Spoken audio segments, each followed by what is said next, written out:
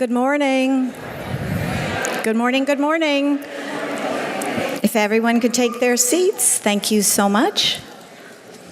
Good morning, I am Mary Haft, and welcome to our 6th Nantucket Book Festival. We are so grateful you all are here. Because of you, we are here. So please make this on your calendar, make this a calendar event every year. We would be grateful. We want to thank our generous sponsors who make it possible, and we all really work hard to make most of our events free, open to the public. So we want to thank Nantucket Island Resorts, Wendy Schmidt, the Nantucket Athenaeum, the Enquirer and Mirror, WCAI, and Magazine, Nantucket Historical Association, and the Dreamland Theater. It wouldn't be possible without all of your loyalty and our incredible little team of Nantucket Book Festival volunteers. We are going to be signing books, and everyone who wants a book signed, please exit to that door. Isabel will be signing books immediately following. Please silence your cell phones. And now on to our topic. Isabel Wilkerson has done something enormous in the creation of her masterful book, The Warmth of Other Suns. For in this epic work, 15 years in the making, she carries the story of the Great Migration and speaks to a human experience that has forever changed the contours of our country. Wilkerson took a shadowed, difficult, complex and painful story of a people fleeing repression, violence, enslaved lives trapped in forever reduced circumstance, with the crafting of 3 individual stories woven into a narrative that tells this story large. It is the story of the floods of humanity that streamed from southern states into cities across America that represented a hope for a different future. As Wilkerson notes in her book, in writing that reflects the hopeful search for something better, any place but where they were. They did what human beings looking for freedom throughout history have often done. They left. This is an heroic story. This is a heroic book. Pulitzer Prize-winning writer, critically acclaimed author Isabel Wilkerson will be joined in conversation with Mindy Todd, Managing Director of Editorial for WCAI and host and producer of The Point. Please join me in welcoming Isabel and Mindy. Thank you.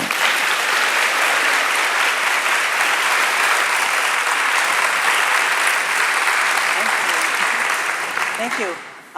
One of the things that's interesting about your approach to this book is you follow these 3 characters. And I wonder if you could explain to us why you decided to do it that way and why those 3, because you must have had many stories you could have chosen. Well, first of all, I want to say it's such a pleasure and an honor and such a joy to be on this island. It took quite a bit to get me here, and so I really am very glad to be on the soil. Also, I just feel as if I must show you this book. This is the original tour copy of the book. When it first came out, it is astonishing, and my publisher, we're just still astonished that this book has been out for 7 years, and it has kept me on the road for 7 years. This is the original tour copy.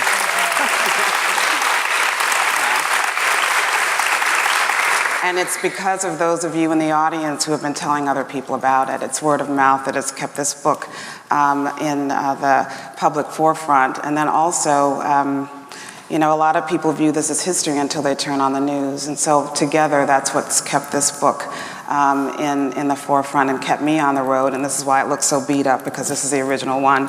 I spent 15 years on researching this book and writing this book. So I often say that if this book were a human being, it would be in high school and dating. That's how long it took me to write this book.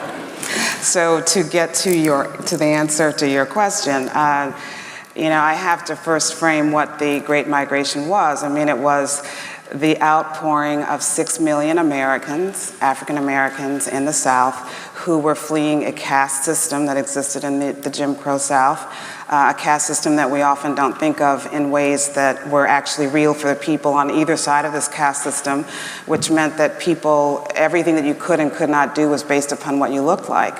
So it was an arbitrary hierarchy in which the life chances, circumstances, what you could do on either side were determined by what you looked like. And it made for a nerve-jangling existence because it was actually against the law for a black person and a white person to merely play checkers together in Birmingham. You could go to jail if you were caught playing checkers with a person of a different race. I mean, something so seemingly, small and insignificant was actually against the law. So someone must have seen a black person and a white person playing checkers together in some town square, and maybe the wrong person was winning or they were having too good of a time, and someone felt that the entire foundation of Southern civilization was in peril, and actually took the time to write that down as a law. You could go to jail. You could spend 1 year in prison for playing checkers with a person of a different race. And so there were so many levels of arcane, arbitrary specificity to the rules that it would make it for a nerve-jangling existence for everyone. Even the Word of God was segregated in the Jim Crow South at that time. In courtrooms throughout the South, there was a black Bible and an altogether separate white Bible for people to swear to tell the truth on in court. So this was the world that they were fleeing, a world that in order to maintain these arbitrary, arcane rules meant that there was a tremendous amount of violence.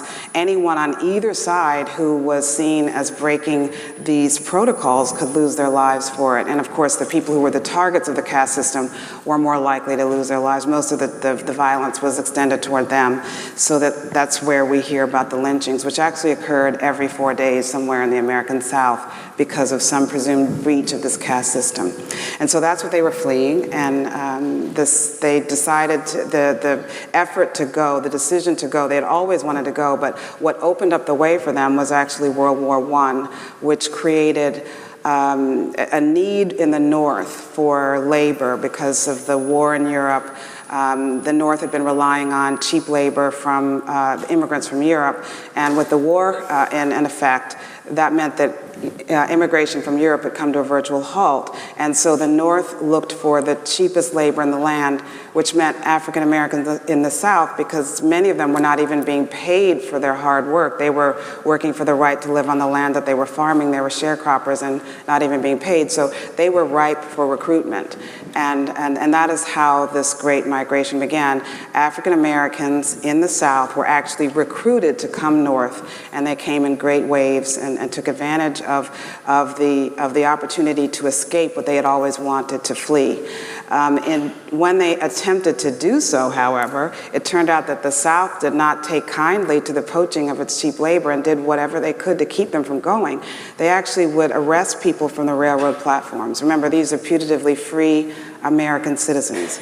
They would arrest them from their train seats. And when there were too many to arrest, they would actually wave the train on through so that people who had been hoping and saving and praying for the chance to escape had to watch the train leave without them and then figure out, how now will we get out? And this was actually a reminder of how life was not going to change for them anytime soon, and so that it actually fed the desire to go. These efforts to keep them from going only fueled the desire to go. And so as they spread out all over this country, they essentially became immigrants within their own land. This is the only group of people, a group of Americans, American citizens, who had to act like immigrants in order to be recognized as citizens. No other group of Americans has had to make the heartbreaking decision to act like an immigrant just to be recognized as the citizens that they had always been. And so this unfurled throughout much of the 20th century. If any of you know anyone who was born before 1970,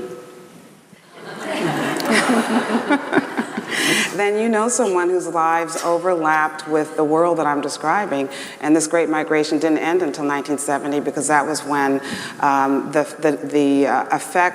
twin effects of the outpouring escape of these people became the advance guard of what we now know as the civil rights movement, and thus changed the South as we know it. So these people had a tremendous amount of power. Interestingly enough, they had more power by leaving than by staying.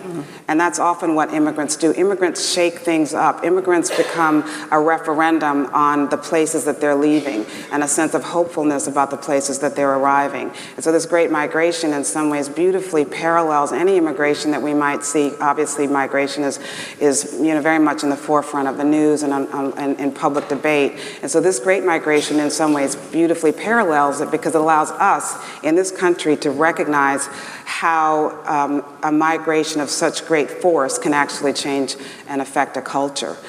Before this great migration began, we often don't think of it this way because the cities are what they are.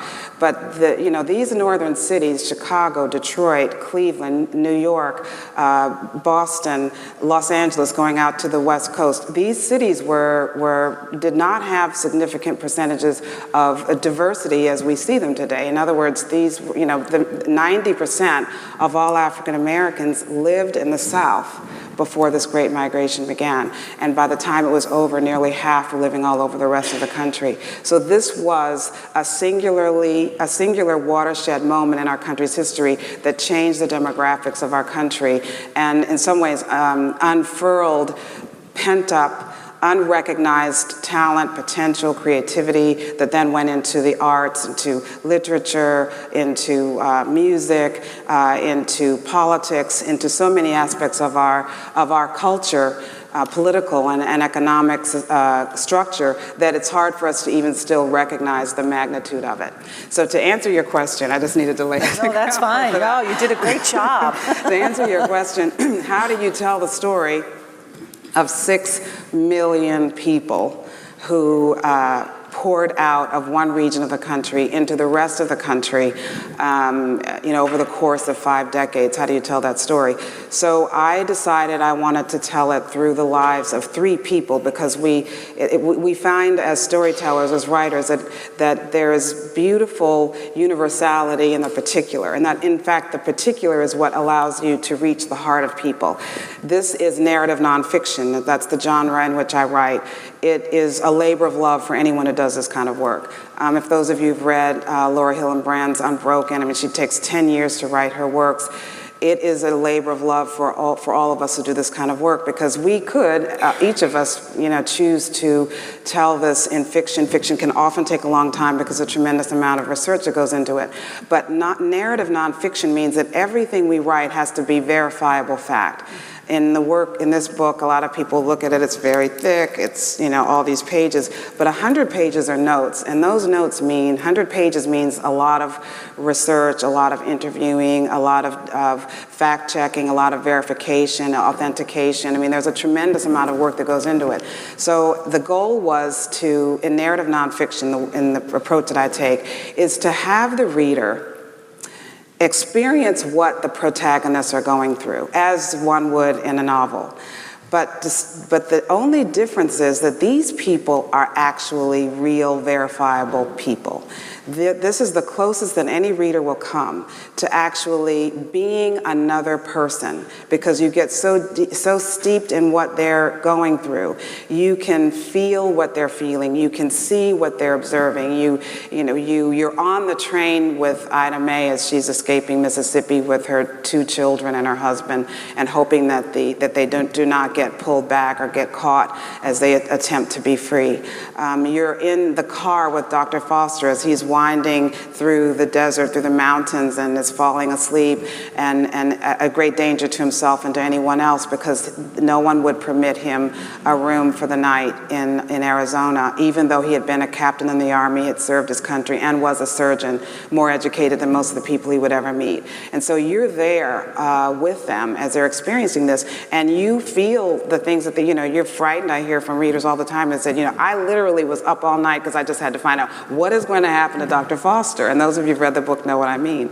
And so it takes a tremendous amount of time to do that. So what I did was, I decided I wanted 3 people, 1 person to represent each of the 3 streams of this migration. In any migration stream, anyone that's in this sanctuary can think about their family lineage and think about where did their people come from. So, imagining a great-grandmother about to board a ship that's going to cross the Atlantic, and she's there on the shores of Ireland, or there she is in France, wherever she might be, and she's about to cross the Atlantic. And usually they followed a beautifully predictable stream. Every migration throughout human history follows, in some ways, predictable, expected, beautifully rendered streams. They're not haphazard unfurling of lost souls. There are reasons why people go to where they go. And this migration was the same way. So there were three streams. One was up the East Coast from Florida, Georgia, the Carolinas, and Virginia to Washington, D.C., to Philadelphia, to New York and Boston, and on up the East Coast. There was the Midwest stream, which carried people from Alabama, Mississippi, Tennessee, and Arkansas to Chicago, Cleveland, Detroit, Minneapolis, and the entire Midwest. And then there was the West Coast stream, which carried people from Louisiana and Texas out to California.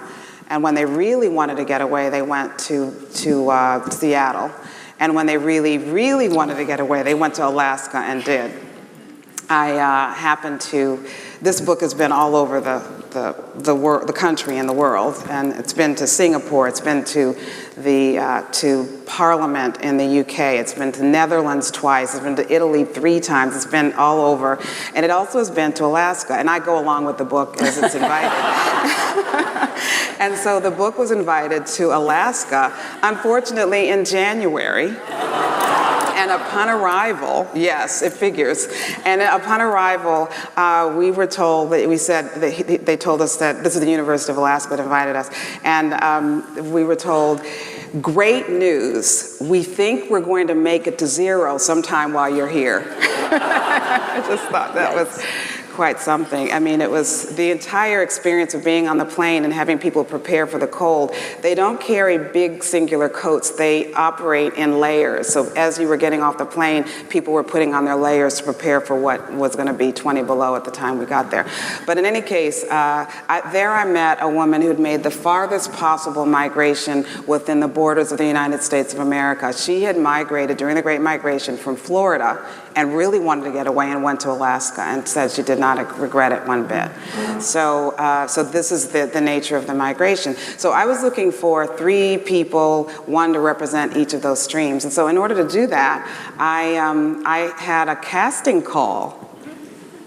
I auditioned people for the role of being a protagonist in my book. And so that's how I ended up interviewing over 1,200 people for this book.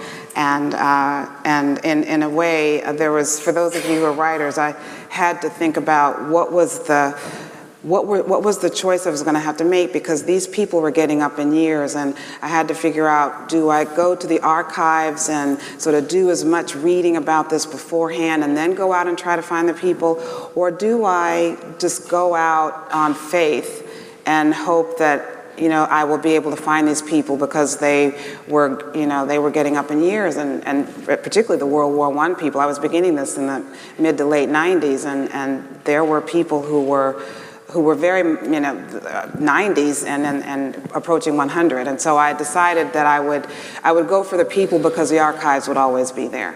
And had I not done that, the people, for those of you who read the book, the people that I ultimately settled on, I would not have met had I gone to the archives first. So it ended up being strategically the better decision to make. One aside I'll tell you, in the process of doing this work, one reason why I don't talk about what I'm working on now, and I suggest that writers don't do this, is because people will attempt to discourage you, and that's not a good thing for an artist. It's hard to imagine that someone would do that. But when I started on this, I said that people would say, well, when did the migration begin? And I said, well, it began World War I, and I'm going to try to find some people from that, as early as I can. And someone said to me, well, you'll never find anybody from World War I. You'll never find find anybody from World War I. And I had told them that I had decided to myself that I wanted to find people, because I'm telling this story about how do you make the decision, how does any immigrant make the decision, the heartbreaking decision to leave all that they've known for someplace far away. And I decided that I wanted to have the people, I want to focus on the people who were driving the car, not the kids in the back. There are lots of kids that I could have found, and there are lots of kids around now, actually, who were part of the migration as children. But I wanted people who were actually the ones who made the decision. So that meant I was looking for someone who made the decision during World War I to migrate. Because someone had told me that I would not be able to find someone, I was determined to find somebody who was part of World War I. And I happened to find someone who was a World War I vet. He had entered the war at age 16. And he didn't end up making it as one of the final three. His name is listed as among those that I express gratitude for the time that they gave me. But I actually, in the course of interviewing him, came upon one of the greatest examples of optimism. He turned 100 during the course of my interviewing of him, and I decided, what a lovely thing, let me go and get him a birthday card. I was going to get him a regular birthday card, and there was actually a birthday card from Hallmark saying happy 100th. Wow. And I just thought, well, that's the height of optimism, if you think about it. And a lovely thought. I'm wondering, when you talk to all these people, for those who did decide to leave, they don't talk about it openly. Your own parents, among them, never talked about it. It was like, that's in the past, I don't want to talk about it. So how did you get these people to really open up? I imagine that was difficult, right? Because they don't want to go back there. Well, that was thank you for mentioning that. I mean, that's actually one of the reasons why the story hadn't been told in this way, because many of these people had suffered post-traumatic stress as people who have survived war, pestilence, and repression and other regimes that we might have read about in history. We don't think about that occurring in our own country. And part of it is because we have this tremendous sense of ourselves as being the good guys on everything. We're the ones that go in and help save other people. We're the ones that recognize human rights abuses and enter to try to help other people. We don't really think about the human rights abuses that have occurred in our own country, and it's very painful. It causes a kind of cognitive dissonance for us as Americans. And for the people who were part of this great migration, they also experienced a kind of post-traumatic stress, and they experienced sadness. They did not want to burden their own children with it, so they didn't talk about it. That was actually one of the reasons why I was interested in this, because I had been raised by people who were part of this great migration. I was surrounded by people of the great migration growing up in Washington, D.C. Nobody talked about it. Just that happened that everybody, and everybody's mother and father or grandparents were from North Carolina, South Carolina, Georgia, and Virginia, always those places, not Kentucky, well, somewhere for Kentucky, but not from Texas, or wasn't just a random thing. And so, but no one was talking about it. It's as if that moment they just sprang up and life began anew for them. And so they didn't talk about it. And so that is actually what set me on the course of trying to understand what was this phenomenon that had led all these people to be in a particular place within their own country. To get them to talk, I mean, that's one reason why I interviewed as many people as I did, because there were people who were willing to talk about some aspect of it. There were people who were willing to describe maybe their arrival in the North or something that might have happened in the South. But it was much more challenging to get them to maybe go deeper, because there was a tremendous amount of shame associated with having endured. It's the opposite. They were courageous people, but they had not viewed themselves as that. There had not been a lot of validation for what they had gone through. And so it took a bit of time for them to first, recognize the magnitude of what they had done. It's also interesting to note that they didn't talk about it also because immigrants, particularly in this particular case, in our country's great migration, they had been lumped together as a group, because of what they look like and because of the shared history of enslavement and then Jim Crow. And so when they made this decision to leave, they viewed themselves as singular people who just made, I made the decision to do this. And they didn't like to be lumped together in a group, so they didn't see the connection of how they had helped to make history. And in talking with them and getting them to feel trust, just listening and allowing them to talk about what they wanted to talk about as we segued into the larger history and the deeper experiences that they'd had and the length of experiences that they'd had. it just took time, which is one reason it took us as long as it did. I want to ask one more question before I ask for audience questions, and that is, they get to the North, and discrimination doesn't end there. And I think a lot of people would be surprised about federal law for housing. And maybe you can touch on that. Well, it's interesting that, you know, it's so important, I think, for us as Americans to, you know, to have a context for what we're looking at. I often think that when we look at the current day situation, I often say that it's as if if you don't know the history, it's as if you've walked in the middle of a movie. I mean, many of us have probably missed the first part of a movie, and you're trying to figure out now, who is this person, and why is this person angry at that person, and what is it that we're looking at? So as if you know, for our current day, if we don't know the history, it's like we've walked into the middle of a movie that's already in progress, and we miss the first part, and we don't really fully understand. We can see what's going on, but we don't understand the context of it, and we need to catch up to know what happened before. And so when we look at any American city and we see the social geography of every city in the North, the Midwest, and West, we just think that, well, these people chose to live here and these people chose to live there. But as it turns out, the North recruited these people, wanted the labor, but did not want the people. Now, how do you do that? You know, how do you do that? Well, one of the things that you do is you create restrictive covenants. That means that even white homeowners who may want to sell to African Americans or other groups that were also restricted from moving into these previously all-white neighborhoods, they could not sell even if they wanted to. And there were many who did not want to, but there were some who did, and they discovered that their deeds did not permit them to do that.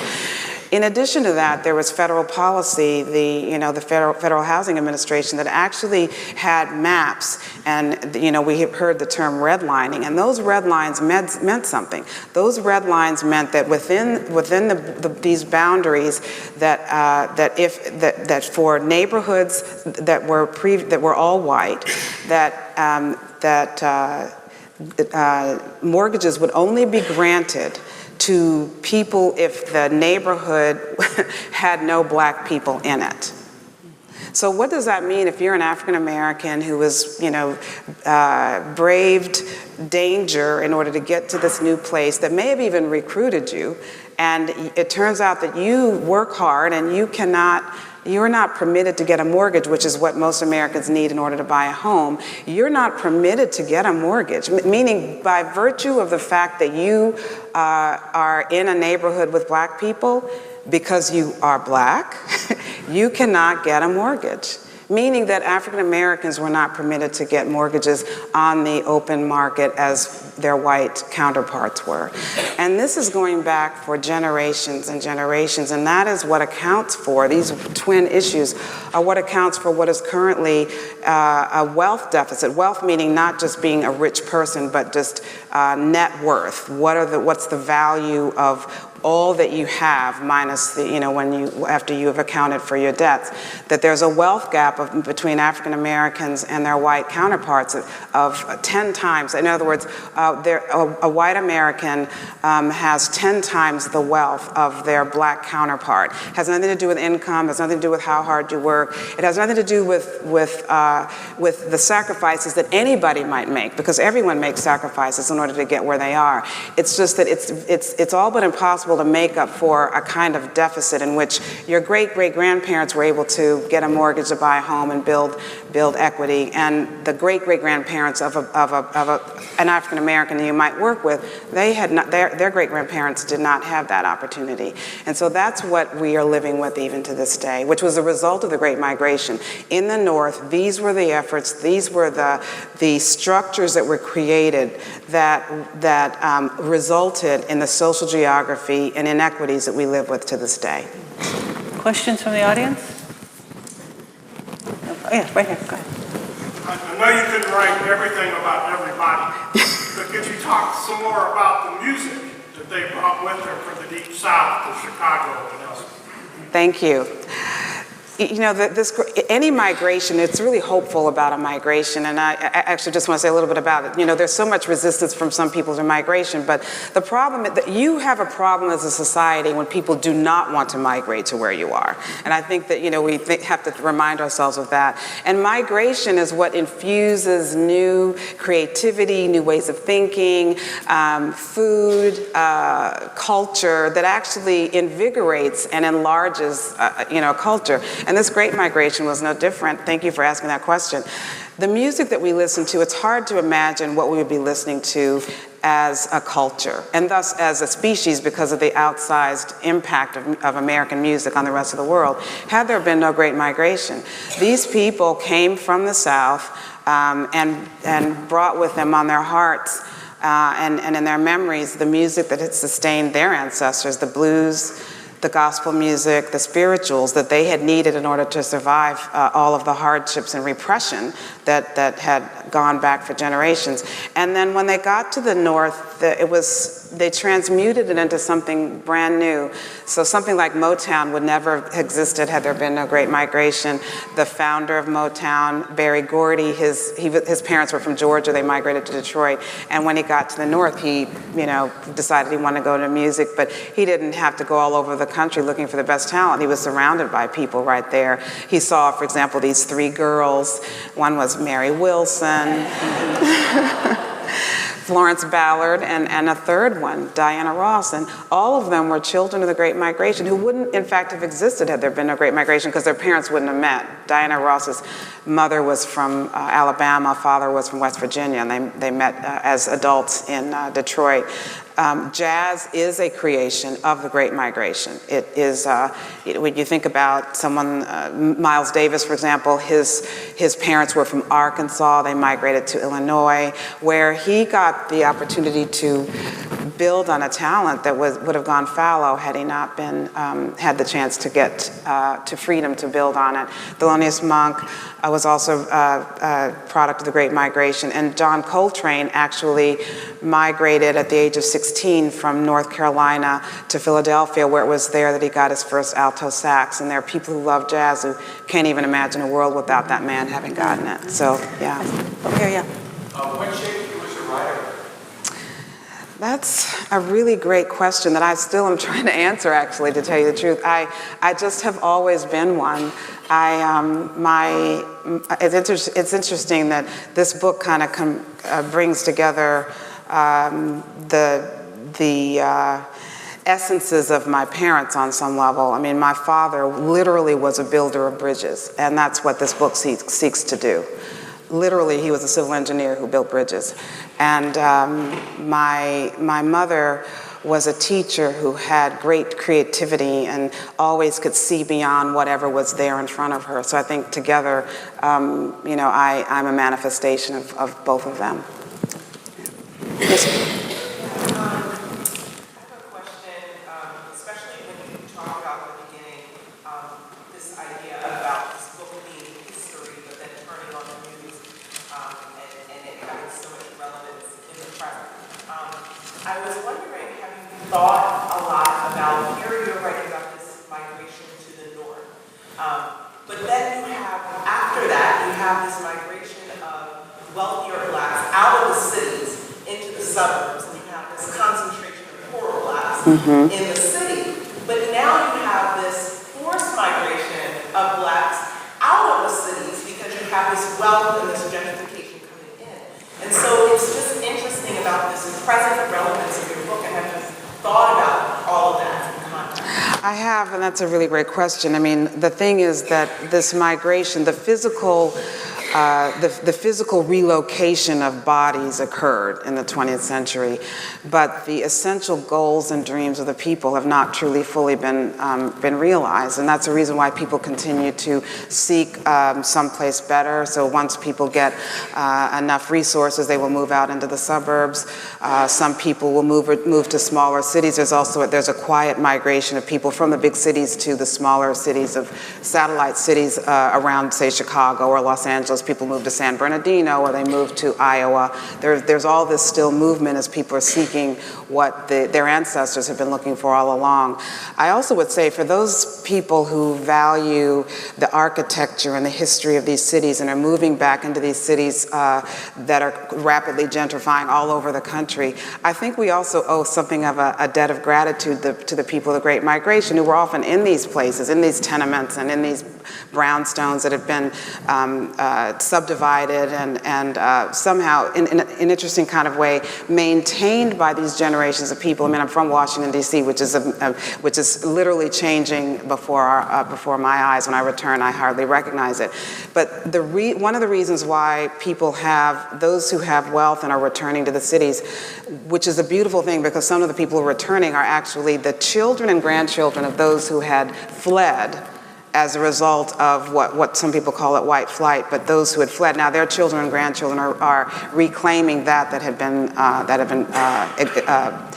left. But because of the people of the Great Migration, for a lot of reasons, one is that they did not have the resources to just butcher the architecture of the places that they were living in, but also because they ended up being the custodians of the architecture that we so value in these cities and helped to, in their own way, maintain the value. One of the misconceptions of the Great Migration, of migration in general, but of the arrival of African Americans in any neighborhood is that there's this thinking, there's quite a bit of this in the book, and there's a lot of research on this, is that people fear that when African Americans arrive someplace and then the values are actually going down. But the research has shown that actually the opposite is true, that when they arrive, they actually often will pay more historically than whites who would otherwise move there because they had so few options. They were paying outrageous amounts of money for places that were essentially being evacuated by the previous residents. So it's an interesting thing that all of this calls upon us to open our minds, open our imaginations to actually looking more deeply to what we say to young people, critical thinking about what we're looking at, and to recognize that things are often more complicated than we've been led to believe. So thank you for that. Just a few nights ago, I heard Brian Stevenson speak, and he made reference to your book, Yeah. your work, and in the context of what he was talking about, he made special note of the idea that on the one hand, you could look at all of the folks who went north as migrants, you could also look at them as refugees. Yes, absolutely. Yeah. You put it in context of the Syrian refugee situation and the world refugee. Could you just talk for a moment about your thoughts of sort of the difference between an immigrant and a refugee, and a little bit about there's certain implications, obviously, of using those terms, of thinking of yourself as an immigrant as opposed to a refugee.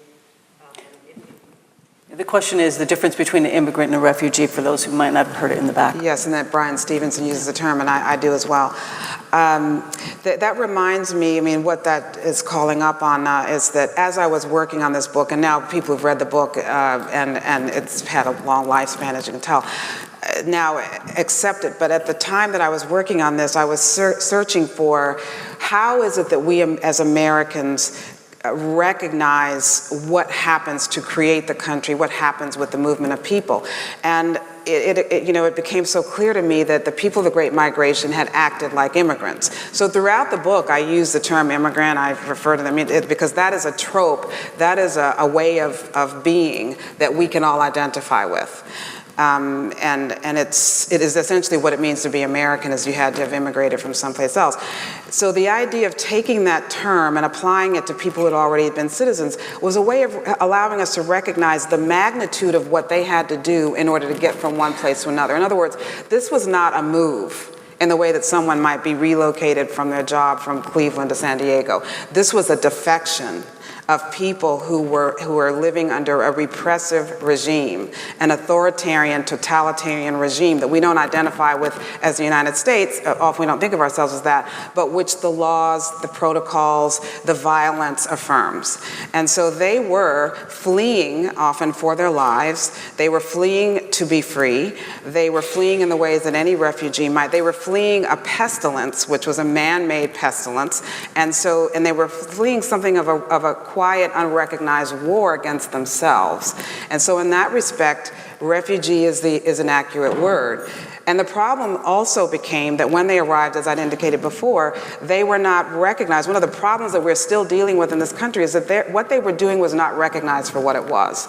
They were fleeing a repressive regime, they were refugees, they were acting as immigrants within their own country, but because they were already putatively American citizens, they were not recognized for what they were doing. And so instead of being given the help, given the encouragement, the support that they would have needed, they were actually cordoned off, they were quarantined, they were treated in the same way that refugees are. You know, refugees are putting in refugee camps. Well, it could be said that these inner city neighborhoods that would be called ghettos became refugee camps. So there is a parallel to that, and there are consequences to any country when refugees are not recognized for what they are and not given the support that they need.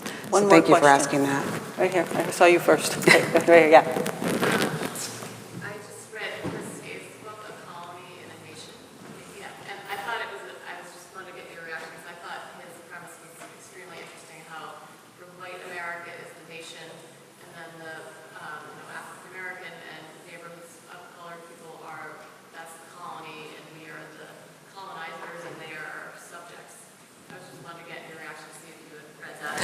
I've heard the premise, but I can't really speak to what he wrote. I haven't read it, and I don't want to comment on something I haven't read, but thank you for asking. Just real quickly, maybe you can talk, since you've been around talking to other people, and there's so many people who go, wow, I didn't know this history. Yeah. What are your hopes as far as educating younger people? Are you hopeful that this history now will be told?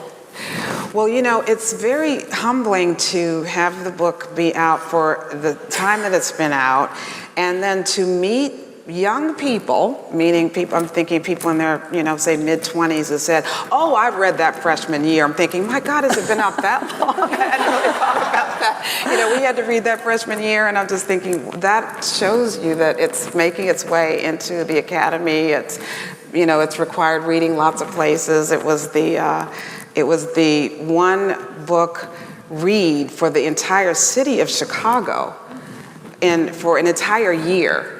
So it has really made its way into our culture, and it was interesting. It gets referred to. There was a debate that occurred last year in 2016, in which one of the candidates made reference to the Great Migration. He was not referring to this Great Migration. And so there were people on Twitter who said, is he thinking about the Aleppo or from Mississippi? Because there was a reference to, by one of the candidates running for president in 2016. And there was the Twitter lit up with that, because there was a recognition that, does he really know what the Great Migration is? So that was quite lovely, actually. Isabel Wilkerson, thank you so much for all the hard work you put into the book. Thank you so much.